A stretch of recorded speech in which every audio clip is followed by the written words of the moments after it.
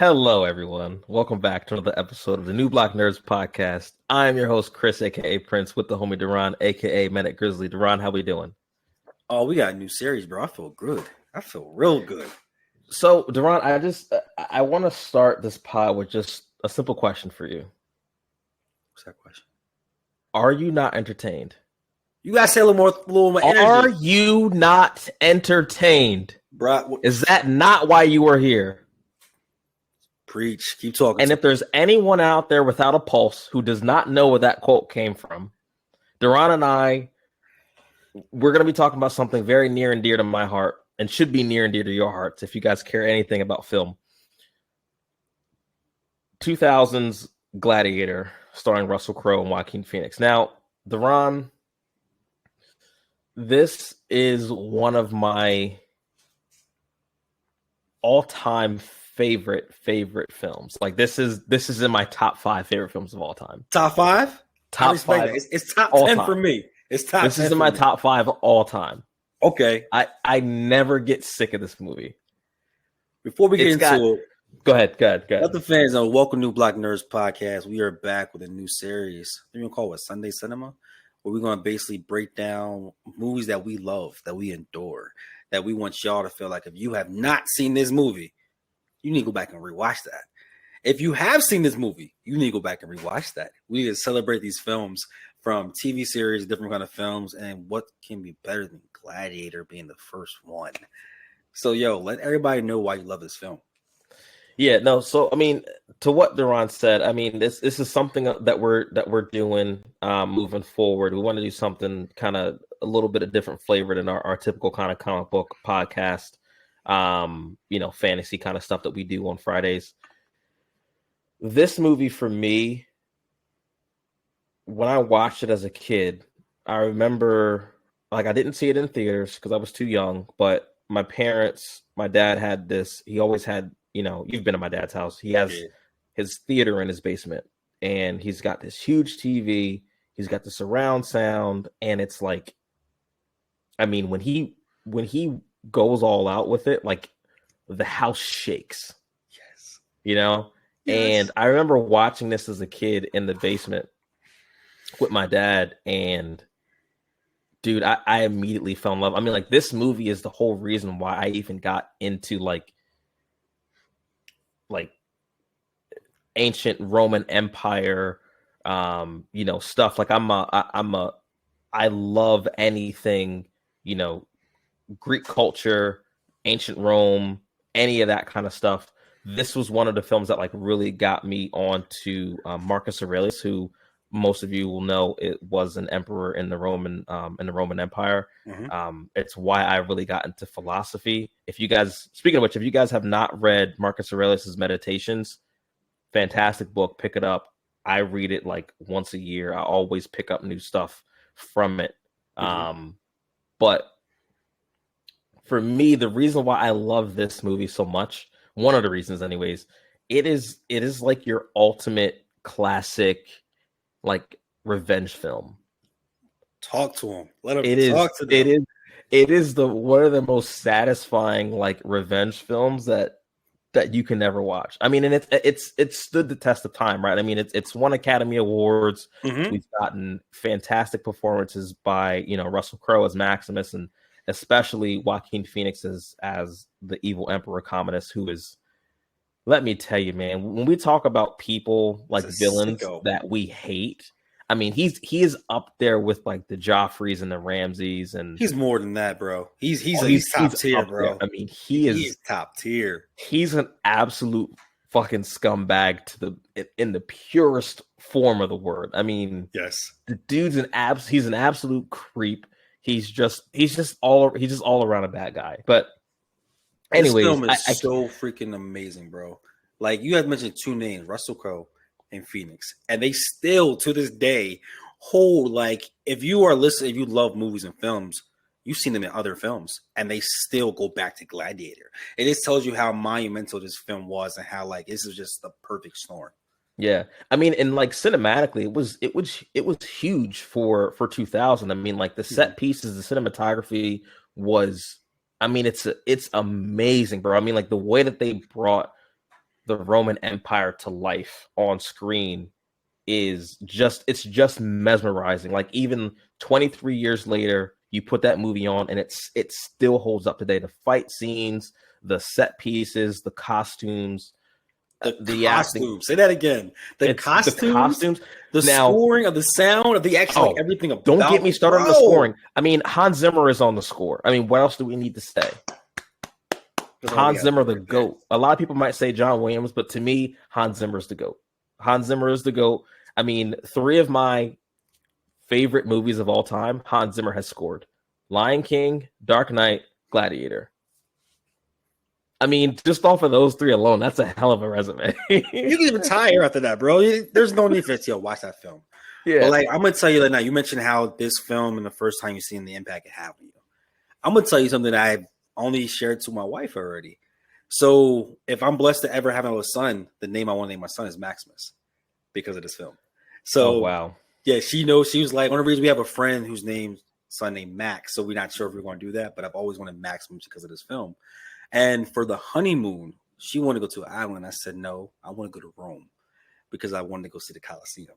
Right. So we went to the Colosseum because of this film. Like, that just tells you how much, like, I just enjoy this film. Like you mentioned, just not only does it like bring you into the edge of your chair, but with the pure villain of all villains, the family, the corruption, the heart-throbbing of the actual trying to climb out to be the hero, and then what happens later on in the film. You have the roller coaster of emotions, and you're just gravitated to the characters. Like you can really embrace yourself walking out like, yo, I'm on this side, bro. I'm team over here. Like I'm definitely with Max. Yeah, and you know, there's a lot of like really great historical drama in this film too. That like again, like it was one of the main reasons why I even got into, you know, ancient Rome history and, you know, studied up on that stuff when I was a kid, just as a hobby, because I became like so enamored with that time period. And I've tried to read everything, like anything I could get my hands on about the ancient Roman Empire. I'm in, especially if it has anything to do with Marcus Aurelius. So, I mean, obviously this is a movie, so some things are changed, like the things that happened in the movie didn't really happen in real life. But, you know, the movie kind of starts out, the Roman Empire is, I think at this point, is at its peak as far as territory. So, you know, they call Maximus the Spaniard. I mean, so the Roman Empire spans from, you know, modern day Spain all the way to, you know, North Africa and Eastern Europe. And basically the gist is Marcus Aurelius he's old as shit. He knows he's dying. He doesn't have much time left. And instead of continuing the empire as a pure empire and then appointing another emperor, he decides that he wants Rome to become a republic again. And this is kind of, you read any history book about the Roman Empire, they've gone back and forth with this between, you know, the Senate and, you know, the emperor having absolute power and, you know, the backstabbing and all that other kind of stuff. This was the original Game of Thrones type shit. Bro, talk about it. Talk about it. So, you know, Marcus Aurelius, he tells Maximus what his plans are, which was a good thing because he told Maximus first. So Maximus knew what the plans were. And then he talks to Commodus, who is his son, and Commodus, being the piece of shit that he is, smothers his dad, poor old Marcus Aurelius, and assumes power as emperor. We haven't mentioned his sister though. We have to mention his sister and daughter. Yeah, we're gonna get to his sister. We're gonna get to his sister. So Commodus, as the new emperor, essentially orders Maximus and his entire family to be killed. Maximus gets away, but is not able to save his family. And pretty much he just gives himself up to slavery at this point. And I mean, I can't even believe I have to like redo the synopsis here, because if you if you clicked on this video and you haven't seen Gladiator, I honestly don't know what the fuck you're doing with your life. But it's a good refresher though, because like they're actually knowing like, okay, how is this great warrior becoming like almost like a slave, like gladiator? Right. Yeah. Basically, the man had no reason to live anymore. Everything that he cared for, everything he was striving to be. We mentioned how the Rome Empire was at this peak. They were basically, he was hoping to conclude his war and go back to his family. That's all he wanted. And the emperor expressed to him that, hey, my son cannot lead. There's no way, shape, or form. We have to go back there. And being a great emperor is, once he told his successor what he wanted, he told his son to his face, hey, you're not it, bro. You're not it at all. Which already had the emotional train going on of the son feeling like, hey, I'm going to be named first. Pops is about to be out of here. And that doesn't happen. So, okay, everyone, the army, everyone loves Maximus. So if I do anything out publicly, they're going to crucify me to the point where I can't do anything. So I have to find a way to seize control. Game of Thrones before we even knew it, before everyone else knew about it, and play this game the right way. And it was marvelous, bro. Yeah. And like you see the kind of absolute power an emperor wields, right? Like very early on when they come to seize Maximus, and one of the guys who's seizing him is clearly a colleague that they've worked together in the past. They probably fought together. And he talks to Maximus and he's like, I'm sorry, man. Caesar spoke. He gave the word. Like, that's, what it is. Like, it is what it is, bro. It's, and you brought up the sister. Clearly, Maximus and the sister have history together. So that's another wrinkle into why Commodus wanted Maximus dead, because again, on some Game of Thrones shit, Commodus, he's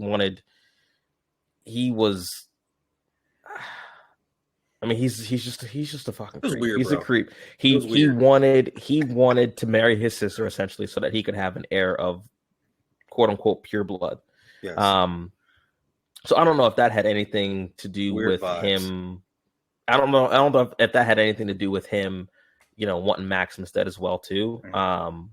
But so Maximus gives himself up to slavery pretty much, and he gets sold into kind of like a gladiator games in a province in the Roman Empire somewhere. I'm assuming is in the Middle East somewhere based on the setting. So and they kind of jump back and forth between Commodus now as a newly appointed emperor and Maximus kind of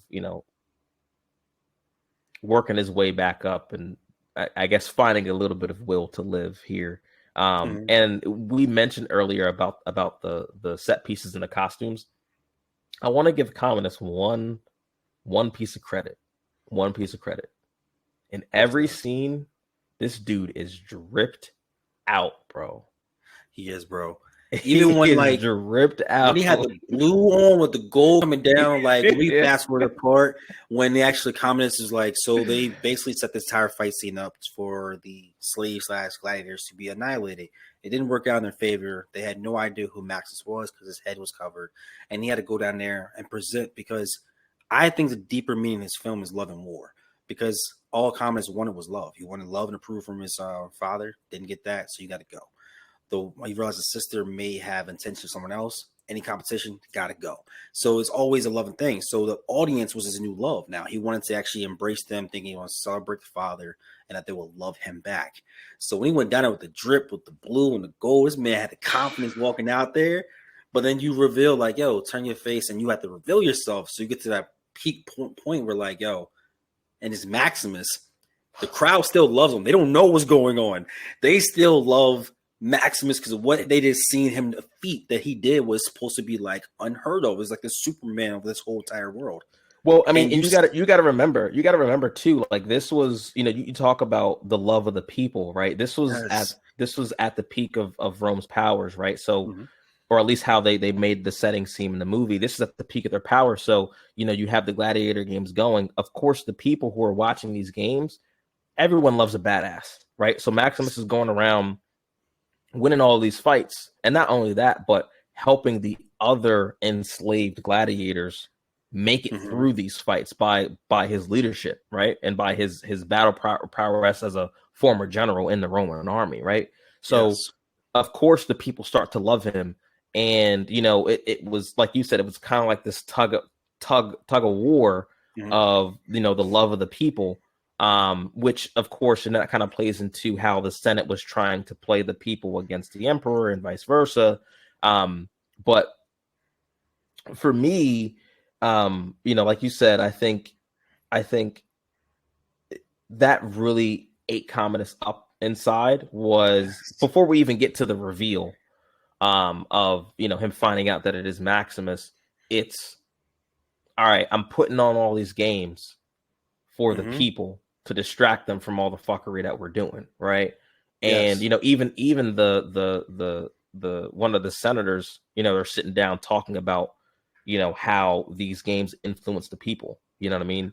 He's given them these gladiator games and given them blood, and they love him for it, right? Mhm. And like that's one of the coldest things that I've ever seen. There's so many really cool things in this movie, but just the absolute power that the emperor has when a gladiator, like two gladiators are fighting to the death, and one has the upper hand on the other, and the crowd's like, live, Kill, kill. live, or kill, kill. Like, dude, so many times, That's- like I wish I had just like posters of communists just doing the thumbs up, thumbs down thing. Like that is yes. the most. If you ever needed an example of absolute power, that's it right there.